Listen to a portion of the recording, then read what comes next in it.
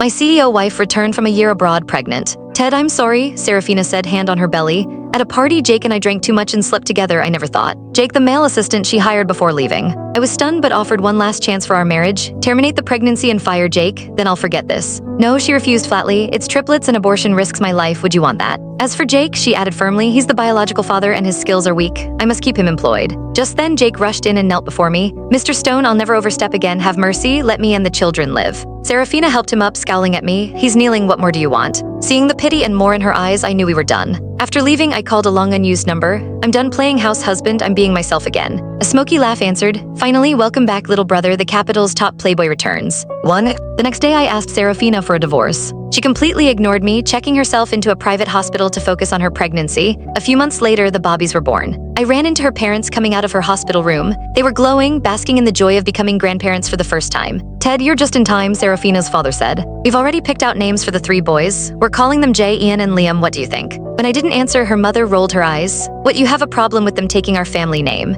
Ever since you married Serafina, she's been the one bringing home the bacon while you stay home. You might not officially be a kept man, but you live like one. It's only natural the children take her name. I almost laughed. I didn't care if the kids took her name or Jake's name. It made no difference to me. It's already been decided. Your opinion is irrelevant, her father added.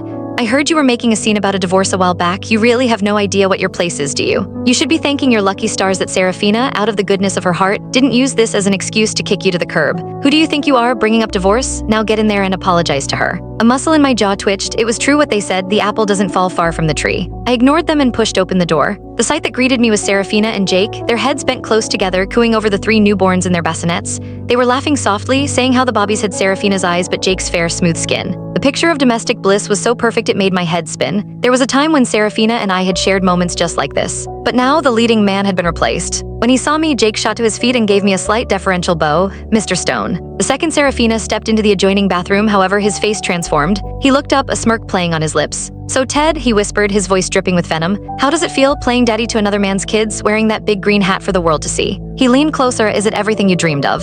I stared at him, my face a blank mask. If Serafina saw the pathetic, sniveling worm you really are, you think she wouldn't puke on the spot, slap you a few times and tell you to pack your bags and get the hell out? My lack of reaction seemed to infuriate him. He snatched a cup of steaming water from the bedside table.